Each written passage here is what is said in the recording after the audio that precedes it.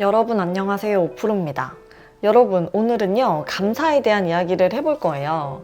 제가 지난주에 나의 습관들 영상에서 감사일기 쓰는 거에 대해서 말을 했었잖아요. 근데 어떤 분께서 댓글로 감사를 하고는 싶은데 감사할 게 없다 라고 적어주셨어요. 사실 많은 분들이 그렇게 생각을 하실 거예요. 감사를 하고는 싶은데 할 게 없다. 그래서 그분들께 조금이나마 긍정적인 자극을 드리고자 오늘 영상을 찍고 있어요.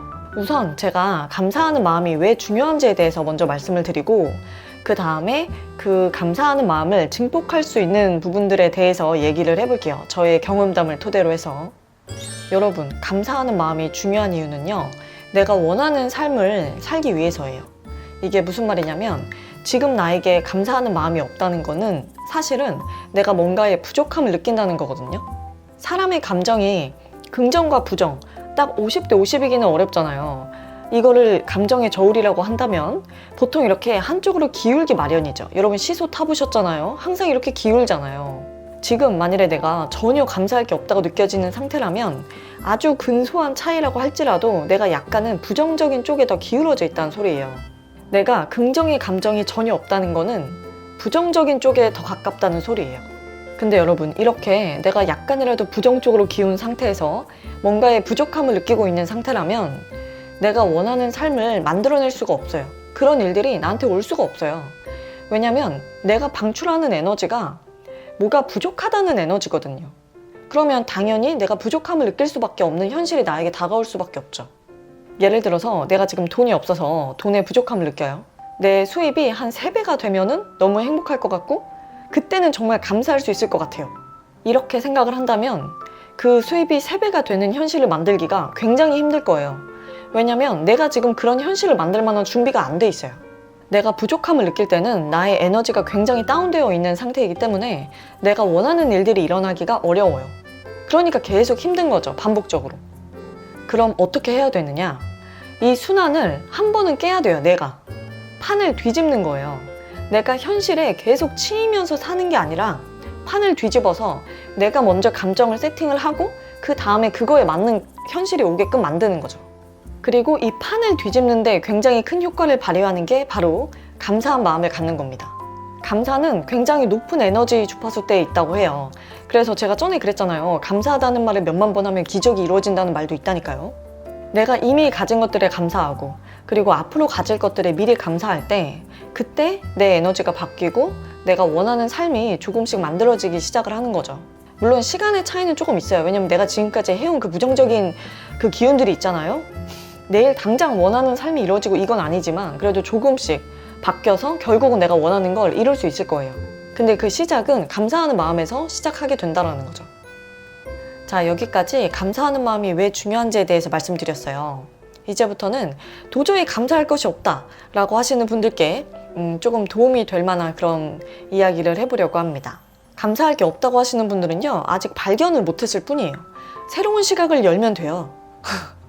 제가 감사하다고 생각하는 부분들을 얘기를 몇 개 해볼게요.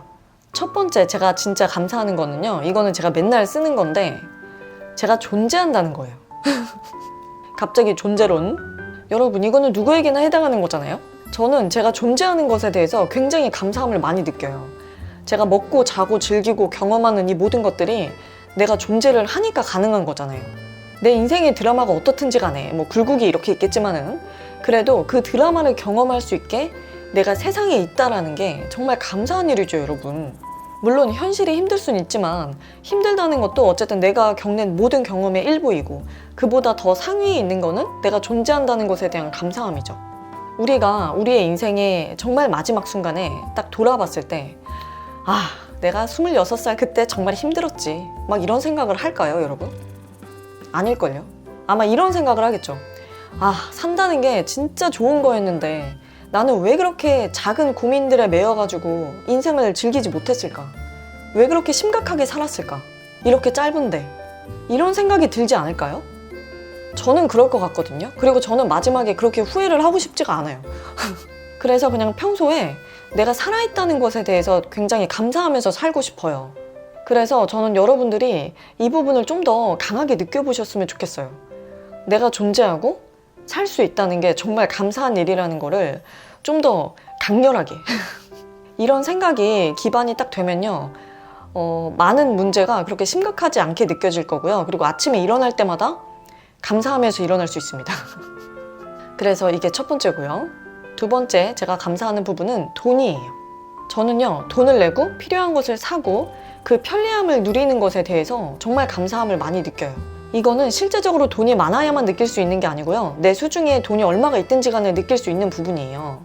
제가 아까 생수 주문한 게 와가지고 그 안에 다 넣어놨거든요. 2리터짜리 12개를 시켰거든요. 그래서 차곡차곡 넣어놓는데 갑자기 되게 감사한 마음이 들더라고요. 내가 마실 물을 이렇게 편리하게 바로바로 원할 때 살 수 있을 만큼의 여유가 된다는 게 그게 되게 고맙게 느껴졌어요, 스스로한테. 그리고 이것과 똑같은 맥락으로 내가 필요할 때 어떤 사소한 물건들을 살 수 있다는 거, 식재료를 사서 음식을 해 먹을 수 있다는 거, 넷플릭스를 편하게 볼 수 있다는 거, 그리고 이렇게 자유롭게 살면서 월세와 관리비를 낼 수 있다는 거, 그리고 어디 이동할 때는 대중교통을 탈 수 있다는 거, 이 모든 것을 내가 누릴 수 있을 만큼의 돈을 지불할 수 있다는 게 정말 감사한 일이죠, 여러분. 돈이 많으면 많은 대로, 적으면 적은 대로 그냥 돈을 쓸 때 항상 감사하고 풍요를 느끼는 거죠. 아, 내가 이만큼 할 수 있구나. 여러분, 돈도 에너지이기 때문에 돈을 더 사랑해주고 감사히 여겨야 돈이 더 많이 들어오는 거지, 돈을 쓸 때마다 아깝다 하고 돈이 없다는 소리를 입에 달고 살면 돈이 당연히 나한테 안 오겠죠. 그래서 저는 돈 없다는 말을 절대 하지 않습니다. 돈이 넘쳐날 거예요. 돈이 없다고 말씀하시는 분들도 제가 아까 말한 거 이런 거는 다 하시잖아요. 지금 주위를 둘러보면 다 내가 산 거잖아요. 이 핸드폰 내가 산 거잖아요. 돈이 없는 게 아니에요. 우리는 이미 굉장히 많이 누리고 있어요, 여러분. 제가 자취한다고 했을 때 저희 엄마가 저한테 정말 많이 하셨던 말씀이, 너 월세 내는 게 얼마나 아까운지 알아? 관리비는 또 어떻고, 너 한 달에 몇십만 원 나가는 게 얼마나 아까운 건데 자취를 하려고 그래. 왜 돈을 그렇게 버려? 이렇게 말씀하셨었죠. 그래서 제가 그때 엄마한테 그랬었거든요. 엄마, 월세 내는 게 왜 아까워? 내가 그만큼 자유롭고 편리하게 살잖아. 내가 누리잖아. 내가 누리는 거에 대해서 돈을 내는 건데 그게 왜 아까워? 감사하게 내야지. 라고 얘기를 했었거든요. 그리고 제가 지금 자취를 한 지 2개월이 지났고 월세를 2번 냈어요. 저는 고지서가 오면 바로 내버리거든요. 월세 1도 안 아까워요. 제가 이렇게 혼자 자유롭게 편하게 살 수 있다는 것이 월세 그 몇 배 이상의 가치가 있다고 생각하고요. 행복하고, 제가 인생에서 한 결정 중에 제일 잘한 결정 3손가락 안에 꼽는다고 생각합니다. 관리비가 왜 아까워요? 내가 추울 때 따뜻하게 있었는데, 내가 물을 편하게 썼는데, 내가 돈을 내고 그걸 누릴 수 있는 거가 감사한 거죠. 이거는 내가 월세를 쪼들리며 내든 아니면 여유 있게 내든 누구나 감사할 수 있는 부분이에요. 돈을 쓸 때 이 돈으로 내가 할 수 있는 것들에 감사하고, 그리고 내게 조금이라도 여유가 있음에 감사하고, 이런 마음으로 살면은 정말 그 감사할 게 무한대로 증폭되는 걸 느끼실 수 있을 거예요. 한 달에 얼마를 벌든 상관이 없습니다. 적게 번다고 해도 내가 쓰는 부분은 분명히 있을 거잖아요. 물론 지금 못 사는 게 있겠죠. 근데 핵심은 내가 못 사는 것에 대해서 부족함을 느끼는 것이 아니라 내가 지금 누릴 수 있는 것에 대해서 감사함을 먼저 느껴야 한다는 거예요. 그리고 아이러니하게도 이게 먼저 돼야 내가 원하는 걸 살 수 있는 여유가 따라올 수 있다는 거죠. 현실에 치이면 안 돼요. 판을 뒤집어야 된다니까요. 네, 여러분, 이렇게 2가지 제가 정말 감사하는 것들에 대해서 말을 해보았는데요. 사실 이거 말고도 굉장히 많죠. 예를 들면 건강하게 살 수 있다는 거, 그리고 나를 사랑하는 가족들이 있다는 거. 근데 또 이런 부분들은 사람마다 상황이 다를 수 있기 때문에 제가 굳이 넣지 않았고요. 앞에서 말씀드린 나의 존재성에 대한 부분, 그리고 돈을 쓰는 것에 대해 감사함을 느끼는 부분은 우리 누구에게나 적용할 수 있는 부분이라고 생각을 해서 이렇게 영상을 찍어 보았습니다.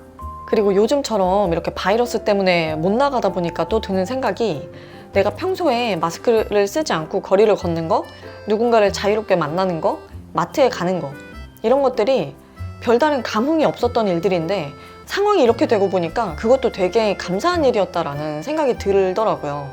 며칠 전에 저희 엄마가 이제 반찬을 주러 오셨는데 문에서 바로 이렇게 반찬만 전해주고 가셨거든요. 근데 저는 보통 엄마가 오면 이렇게 한번 앉는단 말이에요. 근데 안고 손을 잡으려고 했는데 엄마가 안 돼 이러면서 그냥 빨리 가셨어요. 그래서 제가 딱 문을 닫고 뭔가 마음이 되게 안 좋더라고요. 그때 든 생각이, 이게 엄마를 안고 손을 잡고 이런 것도 되게 당연한, 되게 별거 아닌 일이 같았는데 이 상황이 이렇게 돼서 못하니까 되게 아, 그것도 되게 소중한 일들이었다라는 생각이 들었어요. 그때 되게 슬펐어요. 그래서 저는 이 사태가 끝나면 일상을 좀 더 감사한 마음으로 보낼 수 있을 것 같아요. 특히 밖에 나갈 때. 여러분들도 지금 여러분들이 누리는 것을 많이 생각해 보시고 거기서 더 좋은 감정을 많이 느끼셔서 여러분들께 좋은 일들이 많이 생겼으면 좋겠습니다. 좋은 일 생기면 저한테 또 댓글도 달아주시고요. 기다릴게요. 그럼 여러분, 오늘도 영상 봐주셔서 너무너무 감사드리고요. 오늘은 좀 감성에 젖은 영상이었으니까 다음에 또 재밌는 영상으로 돌아올게요. 그럼 구독과 좋아요 꼭 눌러주시고 자주 봐요. 안녕.